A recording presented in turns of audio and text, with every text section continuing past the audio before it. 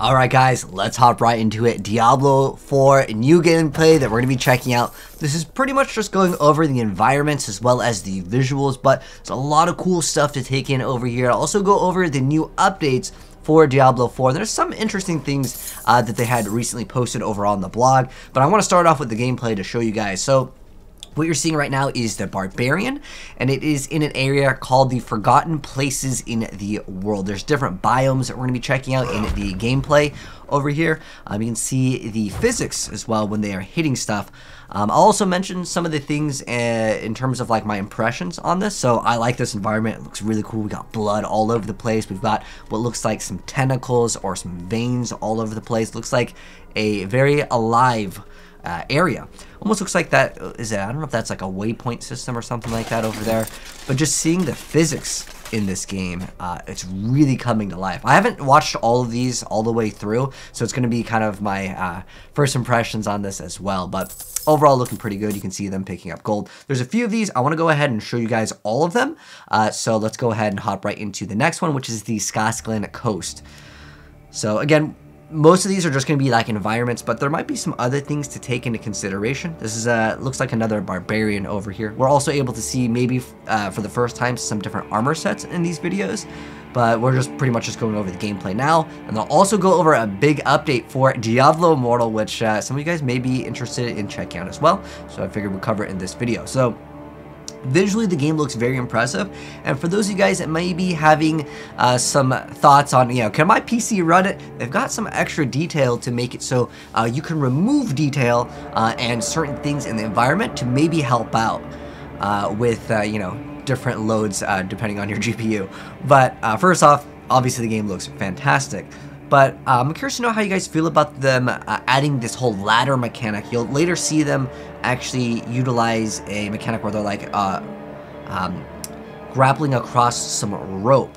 Now, in terms of the AI might be not functional yet. Keep in mind, this is all alpha. They're just pretty much showing us the environments here with some of this gameplay footage. All of this, by the way, is unlisted on YouTube. I'll include the link if you guys do want to go and check it out. This looks like the Sorceress over here. Looks like they're just opening up and getting some gold. But it would be cool because before there were some monsters that didn't look like they were attacking. Again, it could be that they're just trying to show off the environment and they basically turn off the AI so it doesn't interact.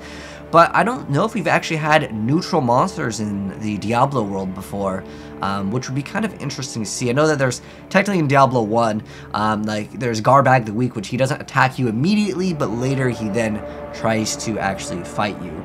But looking at all of the lighting, all of the detail, everything's looking really, really good. You can even see the shadows are very, very good as well, depending on where the light source is. And there's some more screenshots, and they're just gonna, I guess, fire off some fireballs. But just checking out the different biomes, it's looking really good. But obviously YouTube, we only have access to 60 FPS, but I'm hoping that they will have it allowed to be uncapped. Looking at that like metal part of that barrel even rolling, I mean, there's just so much detail in the physics that they really did a great job on. So when we explode lots of enemies, we're probably going to see those chunks bounce, and it's looking really good. And I've also noticed that they've made it like right there over here where they're walking, you can see some of the environment like goes away so it doesn't block the camera. That's just like a nice little touch, something that I've definitely noticed. Another thing that I've noticed, and you guys will probably see it as well during some of the gameplay here, is that light radius seems to be more in effect. As in, I'm not saying that there's going to be pieces of gear that will drop with light radius, because it was pretty much a worthless stat for the most part, but it seems like there's a more focus in on making the game a lot darker on the sides in some of the areas, which again you guys will see. But looking at that lighting, you can see what looks like to be some sort of object in the air. It's swinging. You can see all of the light. And even on that little piece of fire right there, the shadow direction is changing. But I like this little winter environment, and the town is just in shambles, which is probably kind of a common theme in Diablo 4, which is awesome. And I like seeing like, rundown areas. It makes the game feel very alive. This is really cool.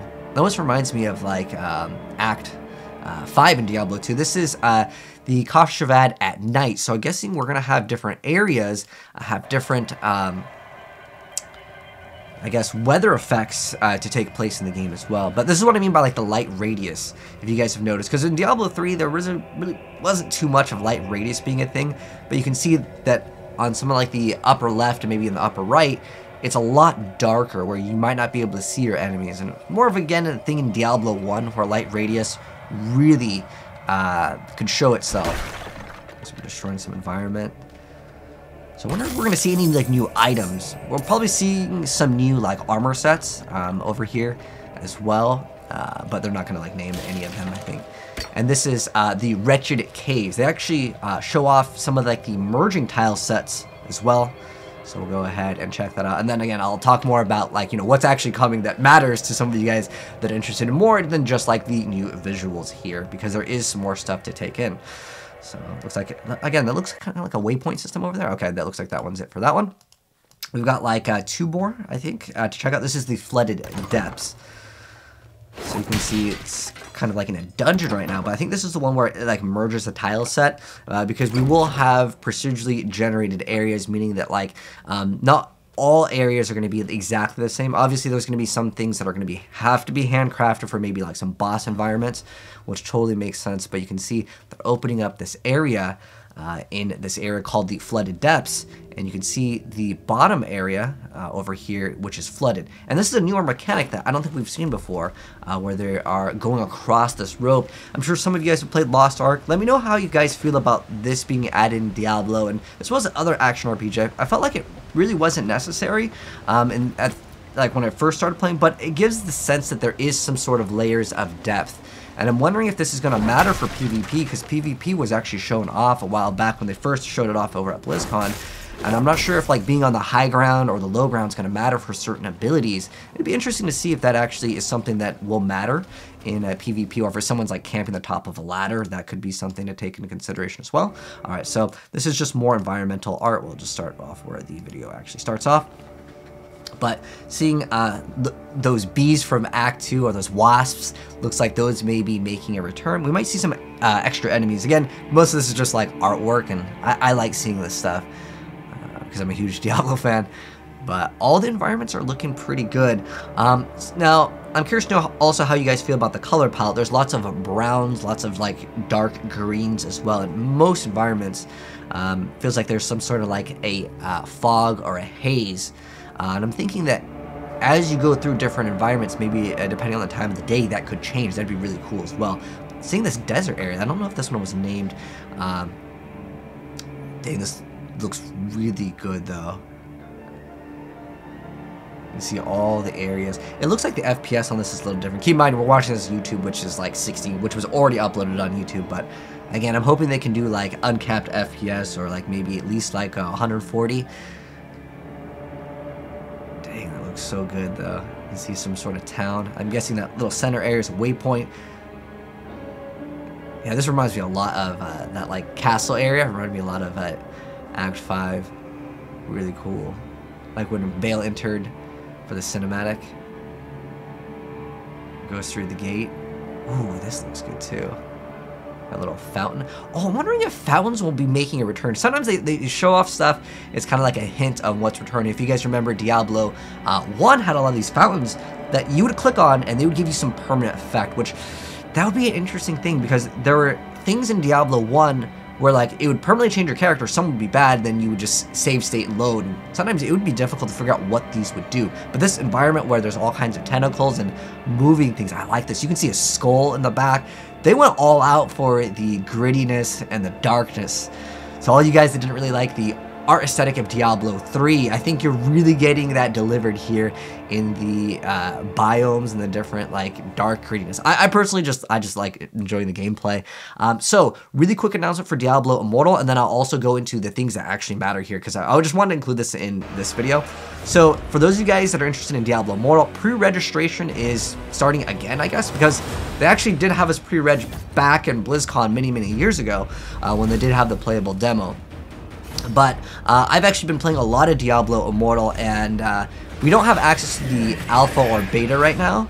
But the thing is that they are offering some incentives to pre-reg for the game, and if we get 30 million, we will get access to some cool cosmetics. As far as I'm aware of, these are just going to be cosmetics, but checking them out, we can see the Horadrim artwork. It looks kind of cool. I really like it on the monk the most, but yeah, pre-register now. I'll link it down below in case any of you guys do want to hop into it, because it's just like other Diablo news. I'll have some Diablo 2 music playing in the background real quick while I talk a little bit about other things and show off other screenshots. So really quick, the Dungeons of Sanctuary, they are going to be supporting over 150 dungeons. That's pretty exciting, and they will be procedurally created over here, but they're also mentioning handcrafted and procedurally created. So that's going to be cool. So if you're wondering like how much content we're going to have, that's a lot of dungeons. And then on top of that, other things in this full read. As you travel through the dungeon, you'll see what it's covered with many druidic cultural items, talismans, charms. So we place a lot of these items on a layer that can be turned on and off. So again, if you guys maybe just don't like the visual clutter, but I was also thinking that this would be great for people that maybe have lower NPCs to actually be able to have things in layers and you just turn it off if it's unnecessary. That could mean that it'd be easier to run this game on maybe a lower NPC, because the graphics on this game look absolutely amazing. Let's go and check out some more screenshots for some of these areas. I mean, just all of the detail over here.